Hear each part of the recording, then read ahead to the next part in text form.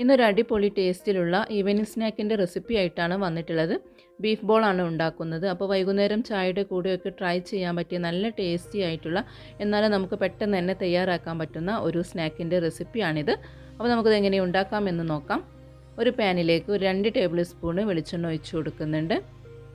ഈ എണ്ണ ഒന്ന് ചൂടായി വരുന്ന സമയത്ത് ഇതിലേക്ക് ഒരു വലിയ സവാള ഇതുപോലെ സ്ലൈസായിട്ട് കട്ട് ചെയ്താണ് ഇട്ട് കൊടുക്കുന്നത്. ഇനി ഇത് ചെറുതായിട്ടൊന്ന് വാടി വരണം. സവാളയുടെ കളറൊന്ന് ചെറുതായിട്ട് മാറി വരുന്ന സമയത്ത് ഇതിലേക്ക് ഒരു 2 പച്ചമുളക് അരിഞ്ഞതാണ് ഇട്ട് കൊടുക്കുന്നത്. ഇനി ഇതിൻ്റെ കൂടെ തന്നെ ഒരു ടേബിൾ സ്പൂൺ ഇഞ്ചിയും വെളുത്തുള്ളിയും ചതച്ചതാണ് ഇട്ട് കൊടുക്കുന്നത്. ഇനി ഇതിൻ്റെ പച്ചമണം മാറുന്നത് വരെ ഒന്ന് സോട്ട് ചെയ്തെടുക്കണം. അപ്പോൾ ഇതൊന്ന് മൂത്ത് വന്നിട്ടുണ്ട്. ഈ സമയത്ത് ഇതിലേക്ക് ആവശ്യമുള്ള പൊടികളൊക്കെ ചേർത്ത് കൊടുക്കാം. അപ്പോൾ ഞാൻ ആദ്യം ചേർക്കുന്നത് ഒരു 1/2 ടീസ്പൂൺ മഞ്ഞൾപ്പൊടിയാണ്. ഇതിലേക്ക് എരിവിന് ആവശ്യത്തിനായിട്ട് 1 ടീസ്പൂൺ മുളക് പൊടിയാണ് ചേർക്കുന്നത്. ഇനി ഒരു 1/2 ടീസ്പൂൺ ഗരം മസാലയും ചേർക്കുന്നുണ്ട്. ഇനി ഇതിലേക്ക് പാകത്തിനുള്ള ഉപ്പ് ചേർക്കാം. എന്നിട്ട് വീണ്ടും ഒന്ന് വഴറ്റി കൊടുക്കുന്നുണ്ട്. ഈ മസാലയൊക്കെ ഒന്ന് മൂത്ത് വരുന്നത് വരെ ഒന്ന് വഴറ്റിയെടുക്കാം. ഇനി ഈ സമയത്ത് നമുക്കിതിലേക്ക് ബീഫ് ചേർക്കാം. അപ്പോൾ ഞാനിപ്പോൾ ബീഫ് ആദ്യം തന്നെ ഒന്ന് കുക്ക് ചെയ്തെടുത്തിട്ടുണ്ട്. അപ്പോൾ ഇത് ഉപ്പും മഞ്ഞളും മല്ലിപ്പൊടിയൊക്കെ ഇട്ടിട്ട് കുക്ക് ചെയ്തെടുത്തതാണ്. അപ്പോൾ നമുക്ക് ഫ്രൈ ചെയ്ത് ബാക്കിയുള്ള ബീഫൊക്കെ ഇതിന് വേണ്ടിയിട്ട് ഉപയോഗിക്കാവുന്നതാണ്. ഇനി ഇത് മിക്സിയുടെ ജാറിലിട്ടിട്ട് ഒന്ന് ക്രഷ് ചെയ്തെടുത്തിട്ടുണ്ട്. ഇനി ഉള്ളി വഴറ്റിയതിലേക്ക് നമുക്ക് ഈ ക്രഷ് ചെയ്ത ബീഫ് ഇട്ട് കൊടുക്കാം. ഇനി ഇതൊന്ന് മിക്സ് ചെയ്ത് കൊടുക്കുന്നുണ്ട്. ഇപ്പോൾ ഉള്ളിയും അതുപോലെ ബീഫും ഒക്കെ നന്നായിട്ടൊന്ന് വഴന്ന് വന്നിട്ടുണ്ട്. ഈ സമയത്ത് ഇതിലേക്ക് ഒരു പൊട്ടാറ്റോ വേവിച്ചതാണ് ഇട്ട് കൊടുക്കുന്നത്.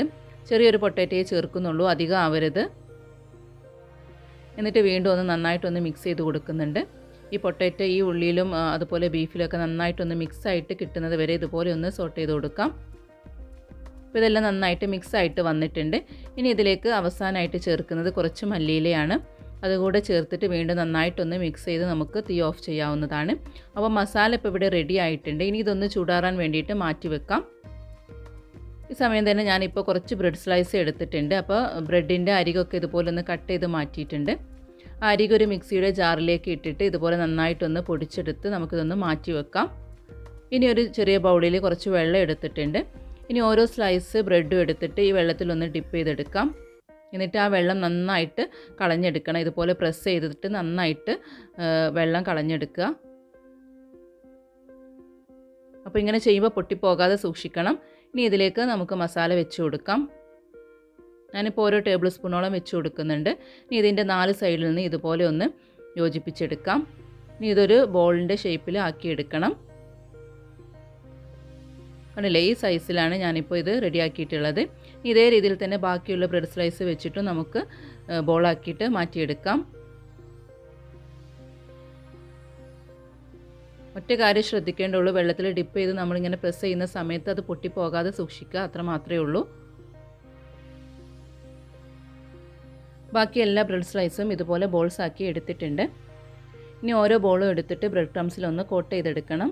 അപ്പോൾ ഞാൻ ഇതിലേക്ക് മുട്ടയുടെ കൂട്ടൊന്നും ഉണ്ടാക്കുന്നില്ല, അതിലൊന്നും ഡിപ്പ് ചെയ്യേണ്ട ആവശ്യമില്ല. നേരെ ബ്രെഡ് ക്രംസിലിട്ടിട്ട് ഒന്ന് കോട്ട് ചെയ്തെടുക്കുകയാണ് ചെയ്യുന്നത്. അപ്പോൾ എല്ലാ ബോൾസും ഇതുപോലെ ബ്രെഡ് ക്രംസിൽ കോട്ട് ചെയ്തെടുത്തിട്ടുണ്ട്.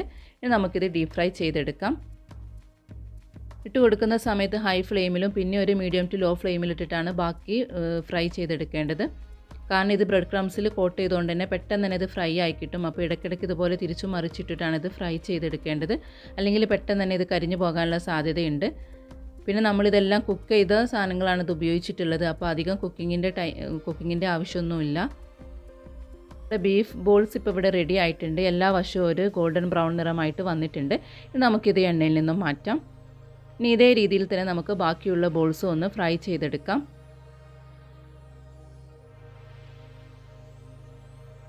വളരെ ടേസ്റ്റി ആയിട്ടുള്ള ഒരു ഈവനിങ് സ്നാക്കാണിത്. അപ്പോൾ എല്ലാവരും ഇതൊന്ന് ട്രൈ ചെയ്ത് നോക്കുക. പുറമേ നല്ല ക്രിസ്പിയും ഉള്ളിൽ നല്ല സോഫ്റ്റും ആയിട്ടുള്ള നല്ല ടേസ്റ്റി ആയിട്ടുള്ള ഒരു ഫില്ലിങ്ങോട് കൂടിയിട്ടുള്ളൊരു സ്നാക്കാണ്. അപ്പോൾ എല്ലാവർക്കും ഈ റെസിപ്പി ഇഷ്ടമായി എന്ന് വിശ്വസിക്കുന്നു. എല്ലാവരും ട്രൈ ചെയ്ത് നോക്കുമെന്ന് വിശ്വസിക്കുന്നു. അപ്പോൾ ഇഷ്ടപ്പെടുകയാണെങ്കിൽ നമ്മുടെ ചാനൽ സബ്സ്ക്രൈബ് ചെയ്യാനും ലൈക്ക് ചെയ്യാനും ഷെയർ ചെയ്യാനും ഒന്നും മറക്കരുത്. അപ്പോൾ വീണ്ടും ഇതുപോലെ ഈസി ആയിട്ടുള്ളതും അതുപോലെ ടേസ്റ്റി ആയിട്ടുള്ള റെസിപ്പിയുമായിട്ട് വരുന്നതാണ്. താങ്ക്